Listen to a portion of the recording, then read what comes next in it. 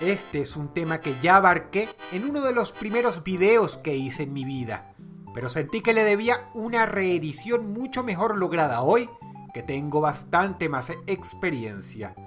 Gran metáfora de la vida, por cierto, porque el mercado de los videojuegos también tiene mucha más experiencia. No por nada es muy difícil que hoy saquen un producto que fracase tan estrepitosamente como lo hacían algunos en los viejos tiempos. El marketing es bastante más sabio hoy de lo que era ayer, donde se veían algunas cosas tan descabelladas que luego de tantos años siguen dando de qué hablar. Este es un tema tragicómico que sé que la gente disfrutará enormemente y la audiencia de Huesos Amarillos mirará con nostalgia. Estas son las 7 peores consolas de videojuegos de la historia.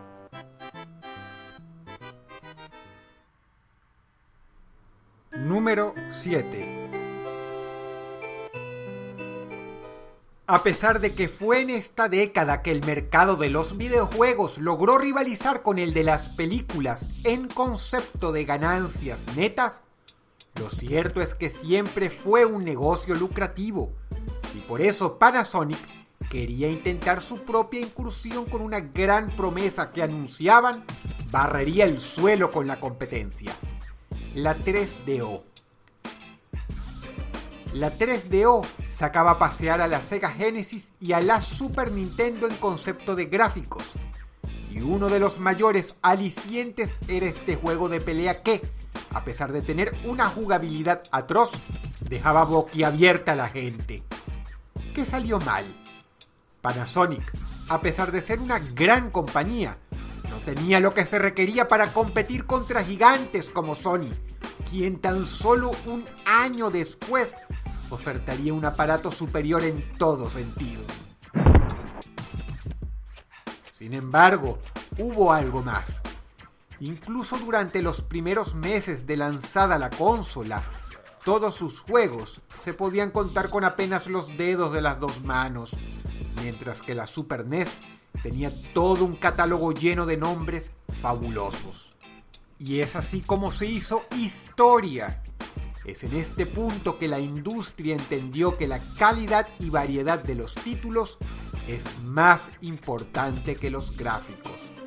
La 3DO se vendía a un precio excesivo y su librería era tan pobre que significaba comprar un aparato que durante toda su vida útil tuvo disponibles tan solo un puñado de juegos.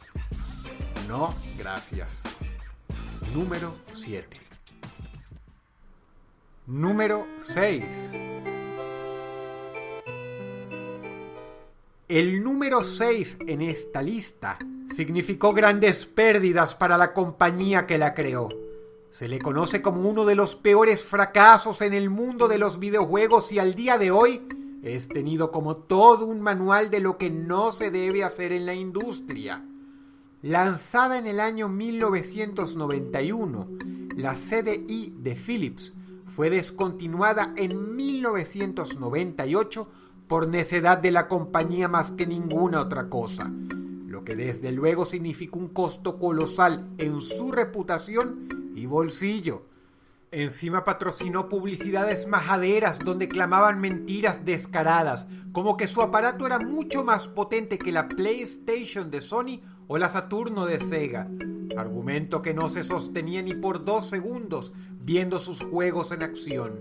Lo gracioso es que Sony ayudó en parte a manufacturar esta máquina, pero puede decirse que solo estaban aprendiendo silenciosamente de sus rivales para lanzar su producto estrella años después.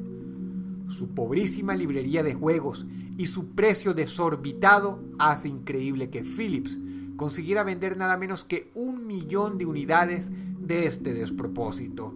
Aún así, casi $1.000 millones en pérdidas y contando en su haber con ser creadores de la consola con algunos de los peores juegos jamás creados, dejaron a Philips sin ganas de volver a incursionar en los videojuegos. Número 6. Número 5. Dicen que mucho peor que estar sumido en la miseria es haberlo tenido todo y caer en la miseria. Lamentablemente, ese es el caso de Atari. Luego de dominar el mercado durante buena parte de la década de los 80 con su Atari 2600, malas decisiones empresariales, como por ejemplo el juego de E.T., historia muy interesante que por cierto conté en un video, los llevaron rápidamente a una situación económica comprometida. Desgraciadamente su peor equivocación estaba aún por venir. En la década de los 90 se la jugaron con una consola que pretendía competir contra gigantes como la PlayStation de Sony y la futura Nintendo 64, el Atari Jaguar. El gran atractivo comercial del producto era que se trataba del primer aparato con 64 bits, lo que se suponía la hacía más poderosa que la PlayStation y la Sega Saturno, quienes en cambio contaban con 32.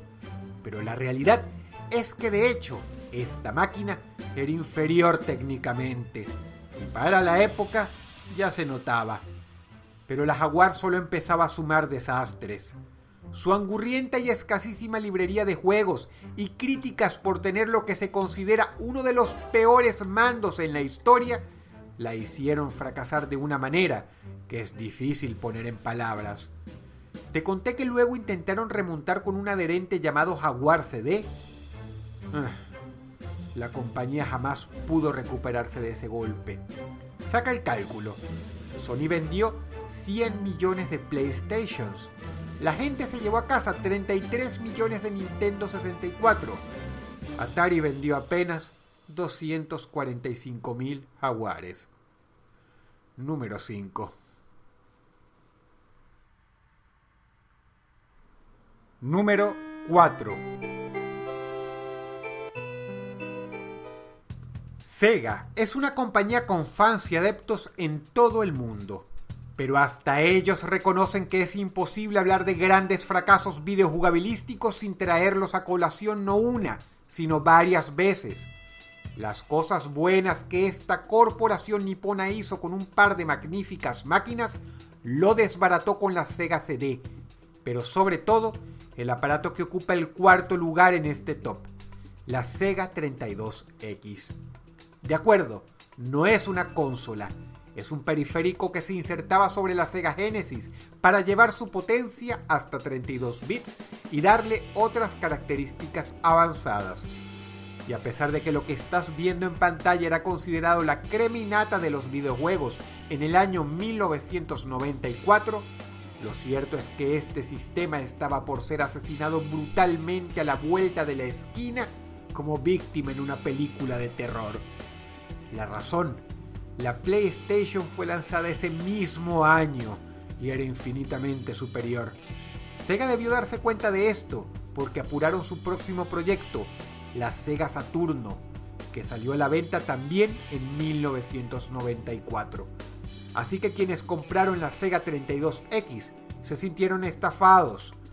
Y a pesar de que en su tiempo vendió notablemente más unidades que el Atari Jaguar, lo cierto es que solo lo hizo por tener el nombre Sega estampado. Por todo lo anterior dicho, yo lo considero un fracaso mayor. Pésimo periférico, gran despropósito. Número 4. Número 3. El número 3 de este top comparte una similitud con el anterior, y es que logró vender todo lo que logró vender solo por tener el nombre de su compañía estampado encima. De no ser por eso, habría sido un aparato aún mucho más oscuro de lo que ya es hoy. Y es que si bien el Virtual Boy superó por 100.000 unidades al Sega 32X, se le considera un fracaso colosal. Quizá Nintendo quería innovar a como diera lugar. El resultado fue poner a la venta un producto con una tecnología muy cruda. Ya para el año 1995 habían disponibles en el mercado fantásticos juegos. Así que algo basado en vectores primitivos y encima todo rojo, pues este chico malo no era capaz de utilizar ningún otro color, era una propuesta demasiado osada, que encima sazonó con una librería de juegos escasa. El resultado, una de las consolas, si no la consola con menor vida de la historia. Fue descontinuada poco más de un año después de su lanzamiento. Pero lo peor de la Virtual Boy, de lejísimos, fue que el manual traía no menos de 3 extenuantes advertencias de que la gente epiléptica o con problemas en los ojos debía mantenerse lo más alejada posible. Nintendo es una gran compañía y no acepta medios términos. Cuando lo hacen bien, lo hacen a lo grande. Pero el día en que para variar lo hicieron mal, le dieron al mundo una de las peores consolas de la historia. Número 3.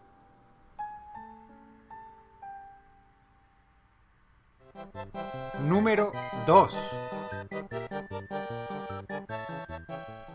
A medida que vamos descendiendo en el infierno de los videojuegos, vislumbramos a la distancia el círculo de las consolas portátiles y ahora mismo vas a conocer a la más extraña y arcaica de todas ellas, lo que para tu información es muchísimo decir. El número 2, el gran subcampeón de este top, es algo difícil de explicar. Tiger Electronics es una compañía que durante años se dedicó a crear pequeños juegos de mano. Quizá tú llegaste a poseer alguno de ellos. La tecnología era sumamente básica, pero en su tiempo tuvieron éxito. No había pretensiones, eran productos sencillísimos que se usaban para matar el tiempo. Quizá algo que te comprarían para que te entretuvieras en un viaje de vacaciones. Un día quisieron hacer su propia consola portátil con cartuchos, pero he ahí el detalle. No querían que fuera algo que técnicamente pudiera competir con la Game Boy Color. No querían que fuera algo que pudiera hacer gala de los gráficos que ya las consolas portátiles podían lograr en 1997, año en que fue lanzada. En aquella época ya se hacían cosas mucho mejores que lo que ves en pantalla. Lo que Tiger quería era algo a medio camino entre una portátil moderna y su viejo concepto. El resultado, la peor idea jamás concebida en el mundo de los videojuegos y lógicamente un desastre de marketing. Te presento a Game.com. Así se llamaba, y a pesar de que su precio era muy bajo y que había títulos atractivos, la idea simplemente no cuajó y en consecuencia vendieron menos de 300.000 unidades. El mundo simplemente no estaba dispuesto a aceptar un concepto así. Para cuando salió a la venta la Game Boy Color a menos de $90 con un catálogo de juegos espectacular, el destino de Game.com quedó sellado. Número 2. Número 1. Cuando Apple habla, la gente escucha. Se han ganado su fama en base a productos que tienen la reputación de trabajar muy bien y según el gusto de cada quien, ser superiores a la competencia. Pero no todo lo que inventan se convierte en oro, en especial durante la época en que Steve Jobs no estuvo a cargo de la compañía. Prueba de ello es quizá el producto más raro y catastrófico en la historia de los videojuegos: Pippin. Más allá del nombre, que hizo levantar una ceja a más de uno, Apple y la compañía nipona Bandai se unieron para quedarse con un pedazo del pastel del lucrativo negocio de los videojuegos. A Sony le iba bien, a Nintendo le iba bien, y Apple pensó que se merecía un pedazo. Lamentablemente, entre querer y poder hay un largo trecho. Pippin tuvo uno de los catálogos de juegos más pobres en consola alguna, y por más que Apple lo intentaba, la gente no se interesaba. Fue un fracaso colosal. No se sabe cuántas Pippin se facturaron en total, pero se estima que en Estados Unidos se vendieron apenas 42.000 unidades. En Europa y Japón fue muchísimo menos. Lanzada en 1995 y extinta en 1997, Pippin solo vivió 2 años y murió sola. Ahora conoces a la consola más fracasada de la historia. Número 1. Pero aún así, Quiero cerrar con algo que escribí en aquel viejo video que hice hace varios años, y es dar un agradecimiento a todas las corporaciones mencionadas aquí, porque a pesar de sus fracasos, hay una gran verdad. No existe consola donde no haya habido al menos un buen juego. Si el video te gustó, por favor dale pulgar arriba y compártelo con tus amigos. Suscríbete a mi canal si quieres ver más videos así. Estemos en contacto. Añádete a mis redes sociales dándome like en Facebook y siguiéndome por Twitter. Te ha hablado Dross y te deseo buenas noches.